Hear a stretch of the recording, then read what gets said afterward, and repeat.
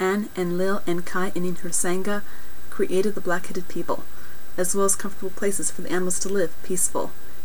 Kingship descended from heaven above. The cities Eridu, Bad Tibira, Larsa, Sipar, and Shurupak are founded to be filled with love.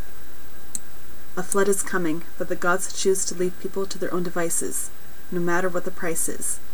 In the Akkadian version, Enkai, the god of the waters, warns Atrahasis about the impending doom, tells him he should build his ark soon.